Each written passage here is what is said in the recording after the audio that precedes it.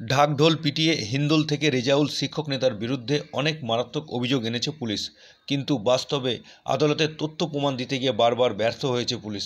পুলিশের এই অতি সক্রিয়তা কি আইন রক্ষার জন্য, না রাজনৈতিক নির্দেশ পালন করার জন্য?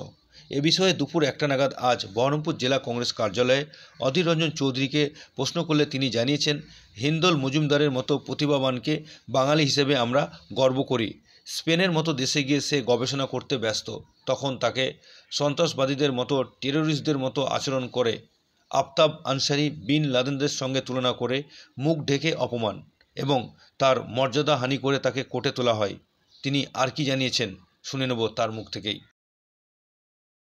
যেদিনকে হিন্দল মজুমদারের মতো একটা প্রতিভাবানকে বাঙালি হিসেবে আমরা যার জন্য গর্ব করি, স্পেনের মতন দেশে গিয়ে সে গবেষণা করতে ব্যস্ত, তখন তাকে সন্ত্রাসবাদীদের মতো,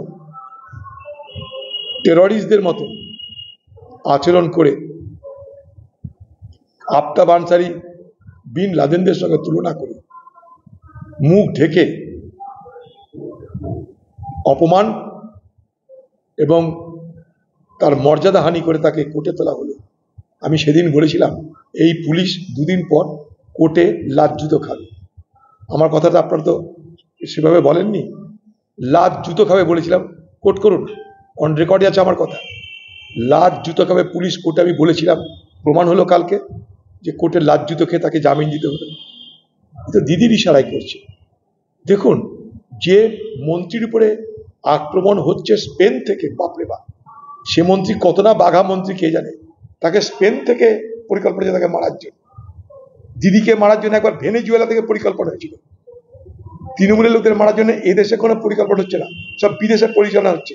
দিদিকে মারার জন্য ভেনেজুয়েলা, শিক্ষামন্ত্রীকে মারার জন্য স্পেন, বাইরে বাইরে দেশের পরিকল্পনা হচ্ছে। এরা এত বড় বাঘা বাঘা সব মন্ত্রী কোর্টে গেলে লাজ্জিত। কিন্তু এই মন্ত্রীর চাকার তলায়, গাড়ির চাকার তলায় যে ছেলেটা আহতের চোখ চলে গেল, তার বিচার হবে? তার জন্য কে কেস করবে? পুলিশ করবে না। কারণ বাংলার পুলিশ সেই দালাল, যেইটি দালাল, দালাল শ্রী পুরস্কার পাওয়ার মতো দালাল। বাংলার মুখ্যমন্ত্রী উচিত পশ্চিমবঙ্গের দালাল শ্রী পুরস্কার চালু করা, এবং প্রথম পুরস্কারটি এই পশ্চিমবঙ্গের পুলিশ বাহিনীকে দেওয়া দরকার।